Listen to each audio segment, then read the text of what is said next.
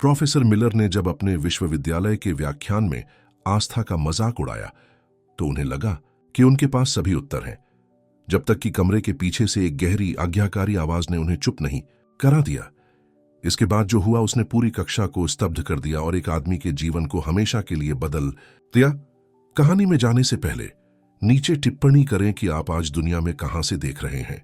सारा Thompson central state university में professor Richard Miller की कक्षा की अगली पंक्ति में बैठी थीं। 19 साल की उम्र में वह अन्य छात्रों से अलग थीं। उसने एक छोटा सा क्रॉस हार पहना हुआ था और अपने विश्वास के बारे में बात करने से नहीं डरती थी। उनके पिता स्थानीय पादरी थे और वह रोजमर्रा के जीवन में भगवान की उपस्थिति में विश्वास करते हुए बड़ी हुई थी। प्रोफेसर मिलर उस सुबह अपनी सामान्य अभिमानी मुस्कान के साथ अंदर आए। वे धार्मिक छात्रों का मजाक उड़ाने के लिए जाने जाते थे और सारा ने अपने बड़े दोस्तों से इसके बारे में सब कुछ सुना था।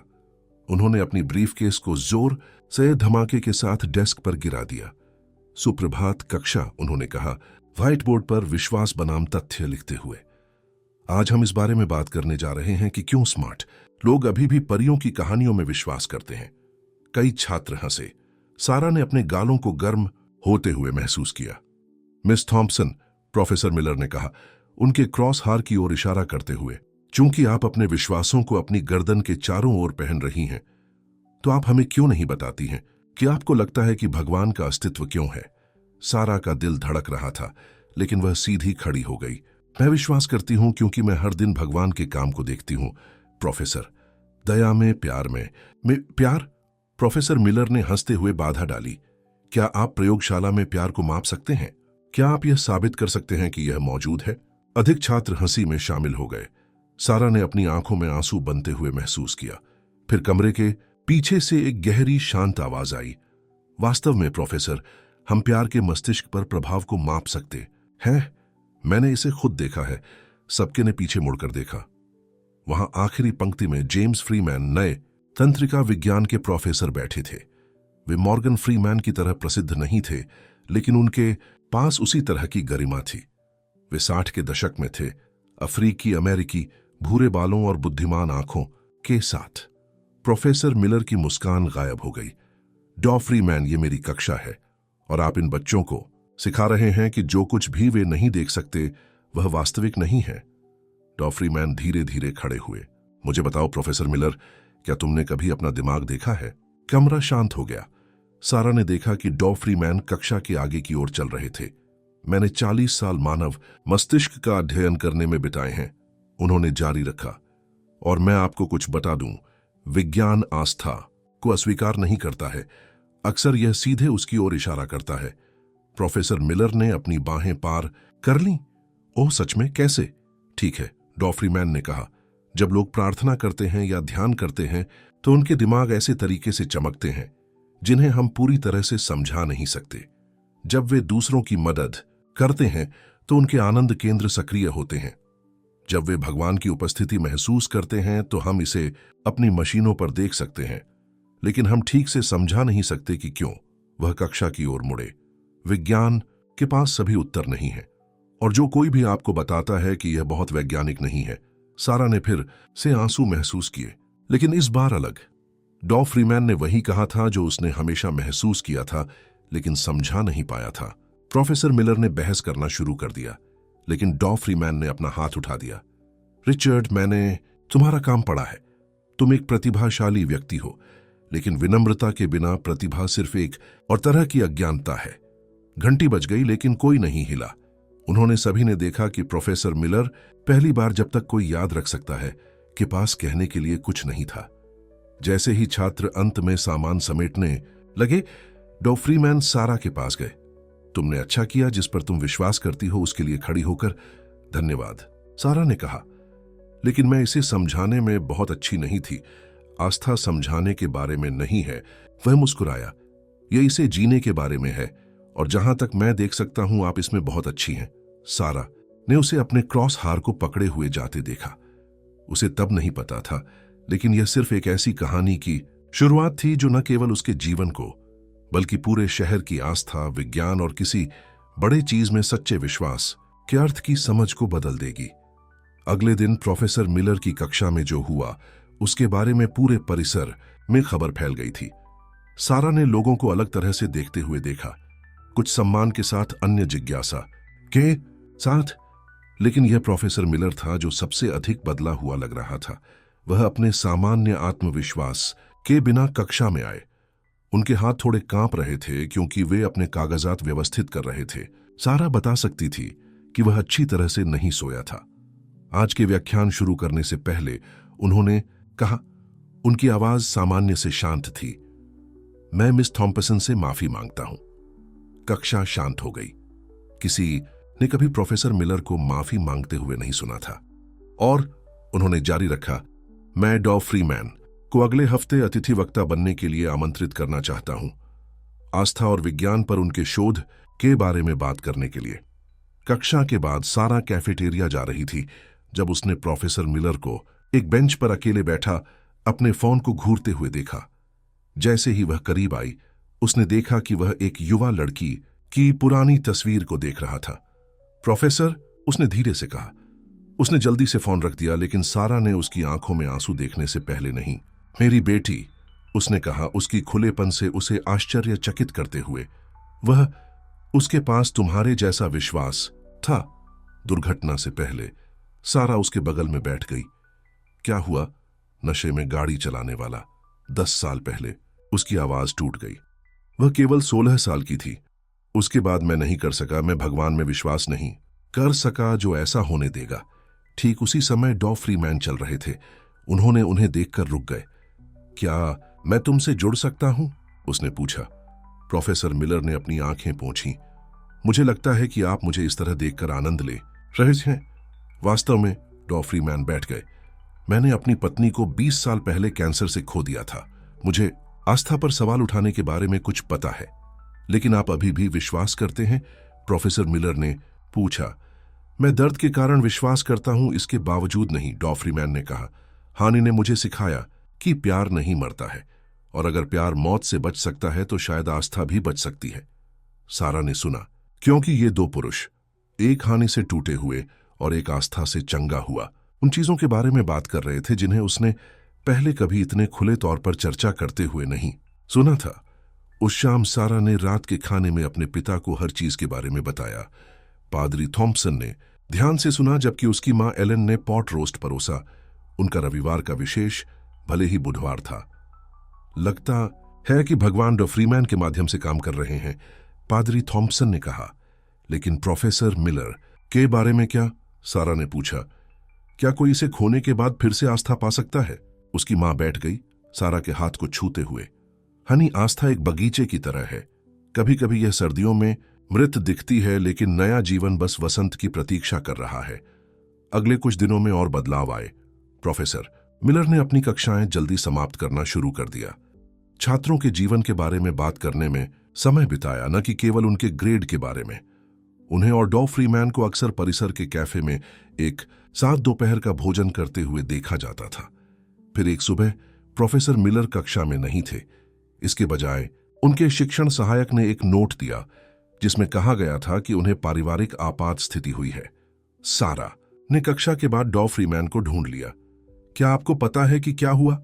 उनकी पूर्व पत्नी ने फोन किया, डॉ फ्रीमैन ने समझाया। वह एक कार दुर्घटना में शामिल हुई है। कुछ भी घातक नहीं, लेकिन एक और कार दुर्घटना। सारा ने महसूस किया कि उसका दिल डूब रहा है। कभी कभी, डॉ फ्रीमैन ने कहा, भगवान हमारे सबसे गहरे घावों का उपयोग हमें ठीक करने के लिए करते हैं। रिचर्ड अभी अस्पताल में है। क्या आप मेरे साथ मिलने जाना चाहेंगे? अस्पताल में उन्होंने प्रोफेसर मिलर को प्रतीक्षालय में बैठे अपनी बेटी की उसी तस्वीर को पकड़े हुए पाया। मार्था ठीक होने वाली है, उसने कहा जब उसने उन्हें देखा। लेकिन यहां वापस आकर एक अस्पताल में इंतजार करते हुए उसने फिर से फोटो को देखा। मैं इतने लंबे समय से क्रोधित हूं, भगवान पर, दुनिया पर, खुद पर। डॉ फ्रीमैन उसके बगल में बैठ गए। क्रोध स्वाभाविक है, लेकिन यह हमेशा के लिए जीने के लिए एक भयानक चीज है। मैं इसके साथ और नहीं जीना चाहता, प्रोफेसर मिलर ने फुसफुसाया। सारा ने उसके कंधे को छुआ। फिर मत करो। एक लंबे समय के लिए किसी ने कुछ नहीं बोला। फिर प्रोफेसर मिलर ने कुछ ऐसा किया जिसने उन सभी को आश्चर्यचकित कर दिया। उन्होंने प्रार्थना करना शुरू कर दिया। वहीं अस्पताल के प्रतीक्षालय में आंसू उनके चेहरे से नीचे बह रहे थे। उन्होंने 10 साल में पहली बार भगवान से बात की। डॉ फ्रीमैन और सारा उनके साथ जुड़ गए। उनके शांत शब्द अस्पताल की आवाजों के साथ मिल गए। यह एक नाटकीय क्षण नहीं था। कोई बिजली नहीं, कोई गरज नहीं, कोई अचानक चमत्कार नहीं। बस 3 लोग परिस्थिति और पसंद से जुड़े हुए कच्चे ईमानदार विश्वास के एक क्षण को साझा कर रहे थे। जैसे ही उन्होंने प्रार्थना की, एक नर्स चलती हुई रुकी और चुपचाप उनसे जुड़ गई। फिर एक और व्यक्ति और एक और। कभी कभी सबसे बड़े बदलाव दया के सबसे छोटे क्षणों से शुरू होते हैं। 2 हफ्ते बाद प्रोफेसर मिलर शिक्षण में लौट आए, लेकिन सब कुछ अलग था। उन्होंने प्रत्येक कक्षा को मौन के एक क्षण से शुरू किया था। वास्तव में प्रार्थना नहीं, बल्कि प्रतिबिंब का समय। कुछ छात्रों ने अपनी आंखें बंद कर लीं, अन्य बस चुपचाप बैठे रहे।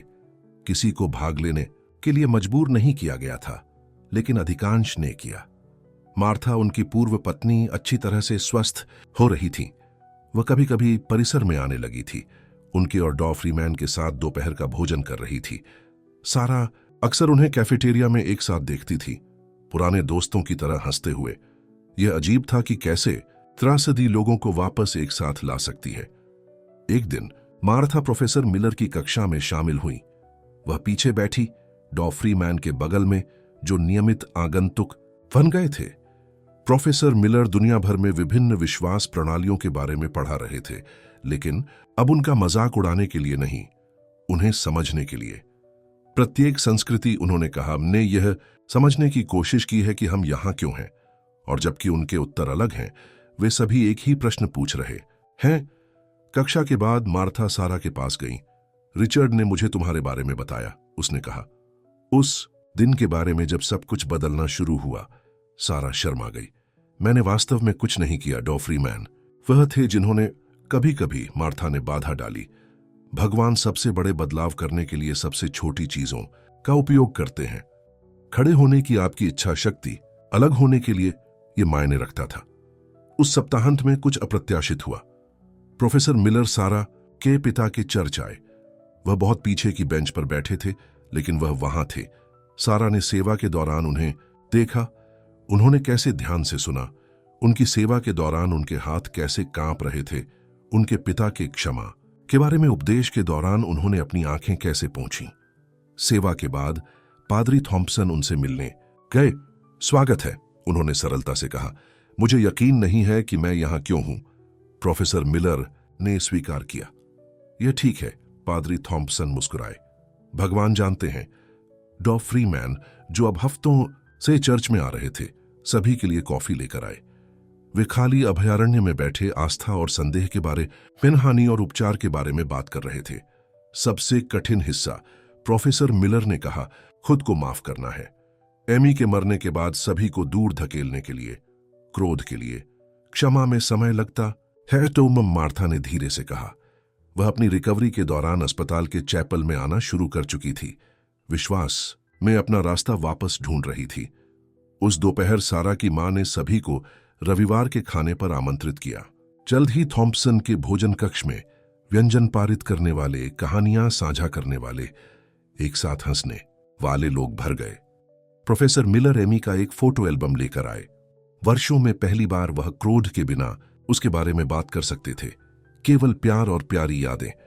वह इसे पसंद करती, मार्था ने कहा। चर्च कैंप में एमी की एक तस्वीर को देखते हुए, हम सभी एक साथ। वह हमेशा कहती थी कि हर चीज एक कारण से होती है। प्रोफेसर मिलर को याद आया। मुझे लगता था कि यह भोलापन है, अब मुझे इतना यकीन नहीं है। डॉ फ्रीमैन ने सिर हिलाया। कभी कभी कारण वर्षों बाद तक स्पष्ट नहीं होता है। कभी कभी यह उत्तर खोजने के बारे में नहीं होता है, बल्कि प्रश्नों के साथ शांति खोजने के बारे में होता है। जैसे ही गर्मी आ रही थी और परिवर्तन आए, प्रोफेसर मिलर और मार्था ने एक साथ परामर्श करना शुरू कर दिया। वे रोमांटिक रूप से वापस नहीं आ रहे थे, लेकिन वे अपनी दोस्ती को ठीक कर रहे थे। दोनों ने अस्पताल में स्वयं सेवा करना शुरू कर दिया। प्रतीक्षा कक्षों में परिवारों से बात करना, जैसे परिवार वे एक बार थे, अपने सबसे बुरे डर का सामना कर रहे थे। सारा ने यह सब होता हुआ देखा। इस बात से चकित थी कि भगवान कैसे शांत तरीके से काम करते हैं। कोई बिजली नहीं, कोई जलती हुई झाड़ियां नहीं, बस लोग धीरे धीरे अपने दिल खोल रहे थे, विश्वास और एक दूसरे के पास अपना रास्ता खोज रहे थे। एक शाम उसने प्रोफेसर मिलर को अपने क्लासरूम में अकेले बैठा छात्रों के पेपर देखते हुए पाया। सब ठीक है? उसने पूछा। वह मुस्कुराया, एक असली मुस्कान, वह कड़वी मुस्कान नहीं जो वह पहले करती थी। मैं अगले वर्ष के लिए अपना पाठ्यक्रम फिर से लिख रहा हूं, कुछ नए दृष्टिकोण जोड़ रहा हूं। उनकी मेज पर एक बाइबल थी जिसे एमी की एक पुरानी तस्वीर से बुकमार्क किया गया था। इसके बगल में एक वैज्ञानिक पत्रिका थी। सारा ने शीर्षक देखा, विश्वास और उपचार का तंत्रिका विज्ञान। आप जानते हैं, उसने कहा, मैंने वर्षों तक सोचा कि मुझे विश्वास और विज्ञान के बीच चयन करना होगा। अब मुझे एहसास हुआ कि वे दोनों सच्चाई की खोज के अलग अलग तरीके हैं।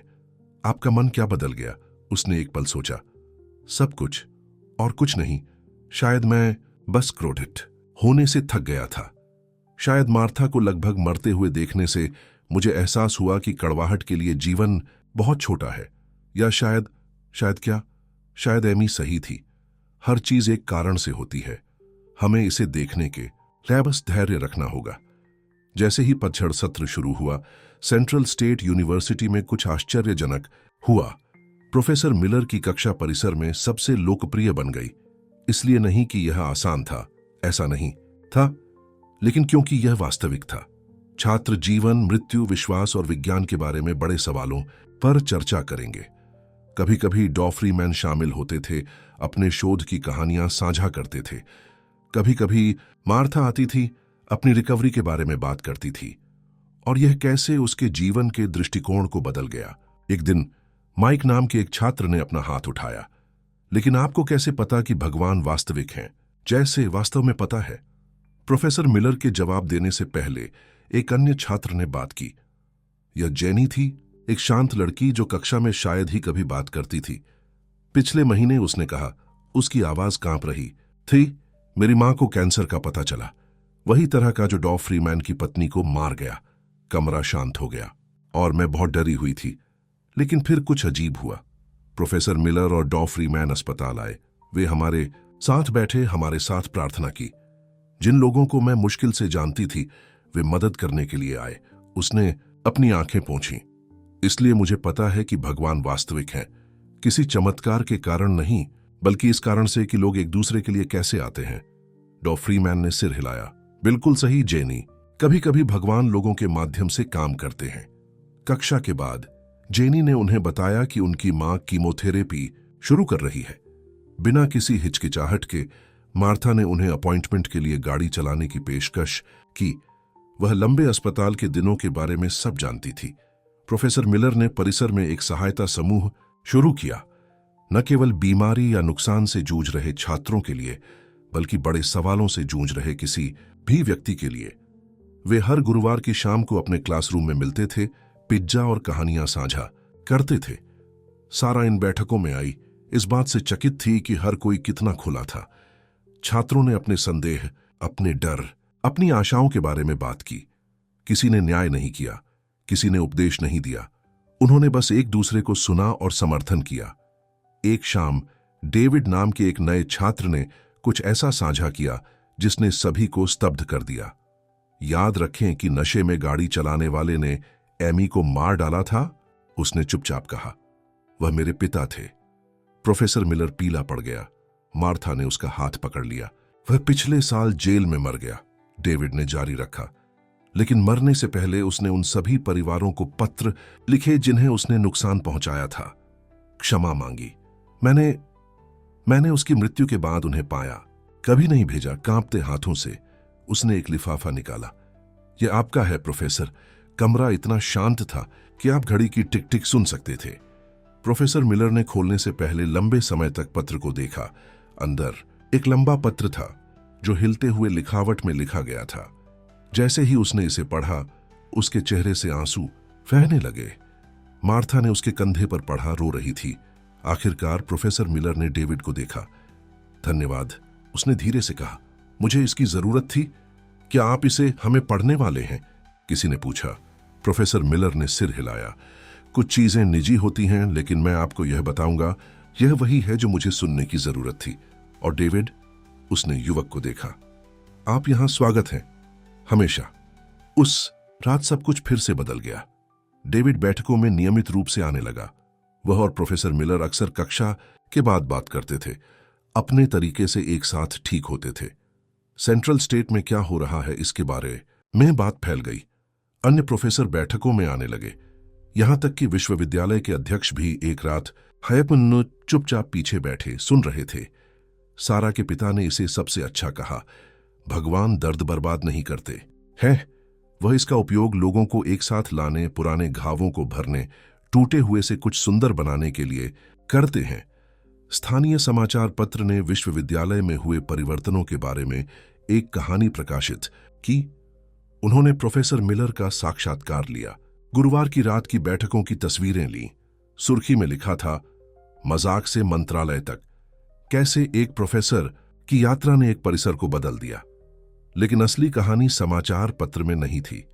यह छोटे छोटे पलों में था। प्रोफेसर मिलर और डेविड कक्षा के बाद कॉफी साझा कर रहे थे। मार्था जेनी की मां को कीमो के लिए गाड़ी चला रही थी। डॉ फ्रीमैन एक रो रहे छात्र के साथ बैठे थे। हर कोई एक दूसरे के लिए आ रहा था, बार बार। आप जानते हैं कि मैंने क्या सीखा है, प्रोफेसर मिलर ने एक रात कहा। विश्वास सभी उत्तरों के बारे में नहीं है। यह तब भी प्यार करने की इच्छा शक्ति के बारे में है जब चीजें समझ में नहीं आती हैं। तभी सारा को एहसास हुआ, यह सिर्फ विश्वास खोजने की कहानी नहीं थी। यह सबसे अप्रत्याशित स्थानों पर परिवार खोजने के बारे में था। प्रोफेसर मिलर के क्लासरूम में पहली टकराव के 1 साल बाद सारा अब एक सोफोमोर थी और सब कुछ बदल गया था, न केवल विश्वविद्यालय में बल्कि पूरे शहर में। गुरुवार की रात की बैठकें इतनी बड़ी हो गई थीं कि उन्हें परिसर के सभागार में स्थानांतरित करना पड़ा। पूरे शहर के लोग आने लगे, न केवल छात्र और प्रोफेसर बल्कि दुकान के मालिक, अस्पताल की नर्सें, यहां तक कि महापौर भी 1 या 2 बार। एक गुरुवार की शाम प्रोफेसर मिलर कुछ खबरें साझा करने के लिए खड़े हुए। मार्था और मैं बात कर रहे थे, उसने कहा, उसका हाथ पकड़े हुए। हम एमी के नाम पर एक फाउंडेशन शुरू कर रहे हैं, नशे में गाड़ी चलाने से प्रभावित परिवारों के लिए। डेविड, जो अब उनके लिए एक बेटे की तरह था, आगे की पंक्ति से मुस्कुराया। वह उनकी योजना बनाने में मदद कर रहा था। लेकिन यह इससे भी अधिक है, मार्था ने कहा। यह किसी भी व्यक्ति के लिए है जिसे आशा में वापस अपना रास्ता खोजने में मदद की जरूरत है। उन्होंने इसे एमी की लाइट कहा। पूरा शहर शामिल हो गया। स्थानीय डाइनर ने धन संग्रह आयोजित किए, हाई स्कूल ने एक चैरिटी रन किया, यहां तक कि सारा के पिता का चर्च भी इसका समर्थन करने के लिए अन्य चर्चों के साथ जुड़ गया। डॉ फ्रीमैन का शोध भी ध्यान आकर्षित कर रहा था। वह अध्ययन कर रहे थे कि सामुदायिक समर्थन ने उपचार को कैसे प्रभावित किया, शारीरिक और आध्यात्मिक दोनों। विश्वविद्यालय ने उसे अपने काम का विस्तार करने के लिए अनुदान दिया। हम यहां जो देख रहे हैं, उन्होंने आने वाले वैज्ञानिकों के एक समूह से कहा, यह सिर्फ विश्वास या सिर्फ विज्ञान नहीं है, यह दोनों है। यह इस बारे में है कि अपने से बड़ी किसी चीज में विश्वास करने से वास्तव में आपका दिमाग, आपका शरीर, आपका पूरा जीवन कैसे बदल सकता है। जेनी की मां ने अपनी कीमोथेरेपी पूरी कर ली। उपचार के अपने अंतिम दिन गुरुवार की रात के आधे समूह ने अस्पताल में दिखाया। उन्होंने कैंसर वार्ड में वहीं एक छोटी पार्टी की। अन्य रोगी शामिल हुए। नर्सों ने कहा कि उन्होंने ऐसा पहले कभी नहीं देखा। प्रोफेसर मिलर की कक्षा में अब एक प्रतीक्षा सूची थी। विश्वविद्यालय को 3 और खंड खोलने पड़े। अन्य प्रोफेसरों ने भी अपनी कक्षाओं में विश्वास और विज्ञान के बारे में चर्चा को शामिल करना शुरू कर दिया। किसी विशेष विश्वास को बढ़ावा देने के लिए नहीं, बल्कि यह स्वीकार करने के लिए कि दोनों का मूल्य था। एक दिन सारा ने प्रोफेसर मिलर को फिर से एमी की तस्वीर देखते हुए पाया, लेकिन इस बार वह मुस्कुरा रहा था। आप जानते हैं कि मुझे क्या एहसास हुआ, उसने कहा। वह अभी भी लोगों का जीवन बदल रही है। इस फाउंडेशन के माध्यम से, इन बैठकों के माध्यम से, हर उस व्यक्ति के माध्यम से जो फिर से आशा पाता है। मार्था अंदर आई उन दोनों के लिए कॉफी लेकर। उन्होंने अब ऐसा किया, छोटी छोटी दयाएं, रोजमर्रा की विचारशीलता। वे रोमांटिक रूप से वापस नहीं आए थे, लेकिन उन्होंने शायद कुछ और मूल्यवान पाया था, सच्ची दोस्ती। याद रखें, जब आपने पूछा था कि क्या कोई इसे खोने के बाद फिर से विश्वास पा सकता है, प्रोफेसर मिलर ने सारा से कहा। उसने सिर हिलाया। जवाब हाँ है, लेकिन यह वैसा नहीं दिखता जैसा आप उम्मीद करते हैं।